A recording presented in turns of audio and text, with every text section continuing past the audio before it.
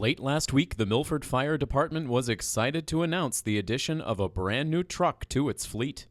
This is no ordinary fire truck, however. As Fire Chief William Toohey explained, this particular piece of equipment will serve a very specific and important purpose in the community. This is the new brush one. It's replacing our old brush one.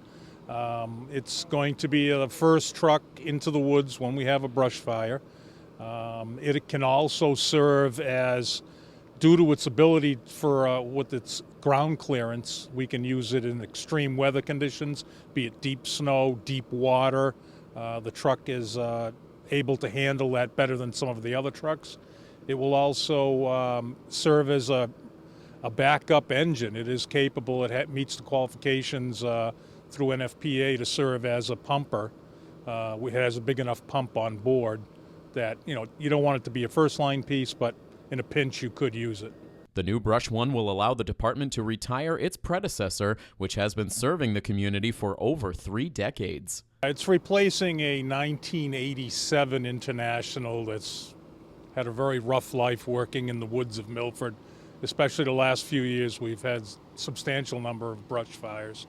So it was getting close to the end of its life expectancy for handling the day-to-day abuse during brush fire season.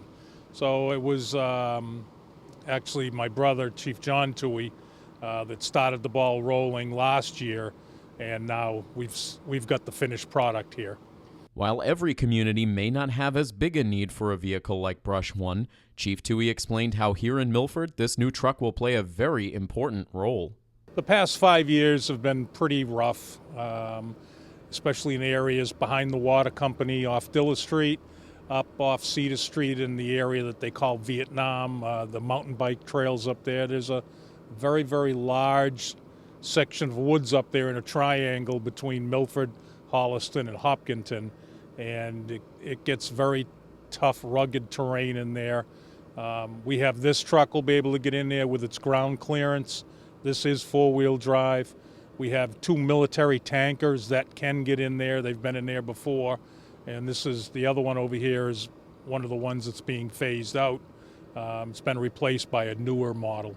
The new Brush One joins a fleet of top-of-the-line emergency vehicles that allows the Milford Fire Department to be well-equipped to handle any situation that may present itself.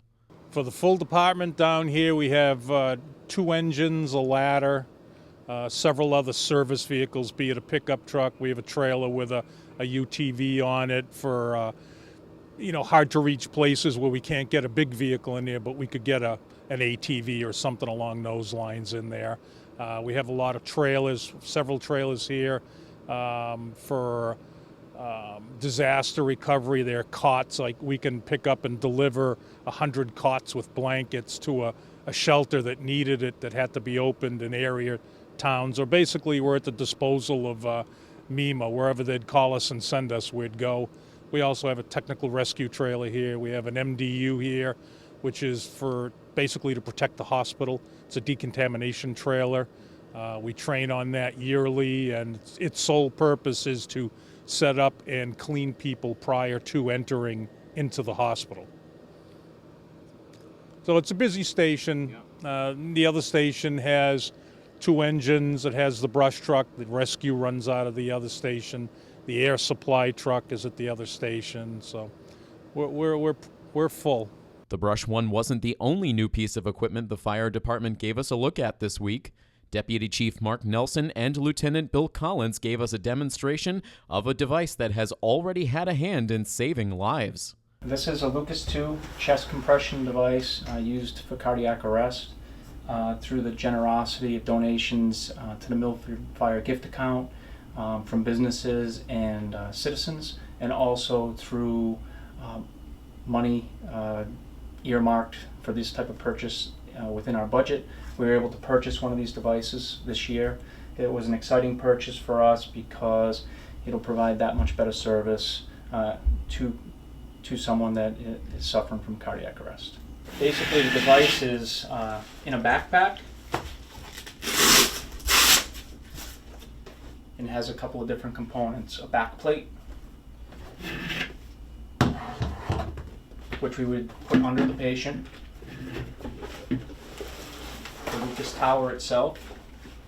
At this point, somebody will still be doing CPR, so CPR wouldn't be interrupted. We can actually put it on while somebody's doing CPR.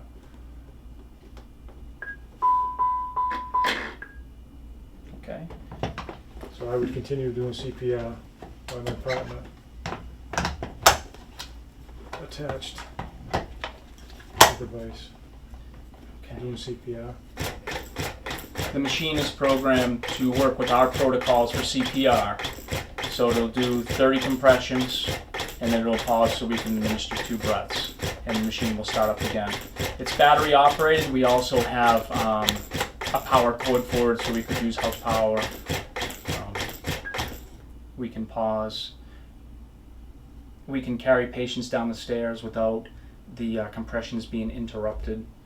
It's continuous CPR. It's perfect CPR, which is just such a step forward. You know, when a rescuer has to do chest compressions, you know, you're just not as perfect as a machine would be.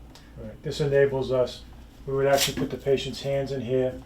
The patient's hands would be secured in here, and this enables us, while we're carrying the patient down a set of stairs, to do CPR and to do proper CPR. Whereas under normal conditions, in the past, when we're extricating somebody from a residence or a commercial property and we're coming down a set of stairs, obviously somebody can't be on the side doing CPR. This is uninterrupted CPR, which is the best, and the Dept it's 100% on AHA protocols. And we've used it 3 times since we've gotten it, which we only got it maybe 6 weeks ago. And we've had 1 person resuscitated from it, so it's already paid for itself in that aspect.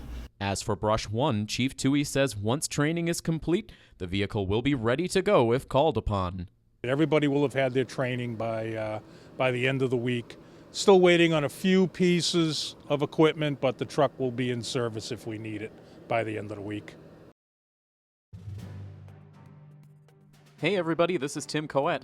Make sure you check out full episodes of The Milford Informer on Milford TV. New episodes air every Friday night at 7:30 p.m. and then re-air frequently over the course of the weekend.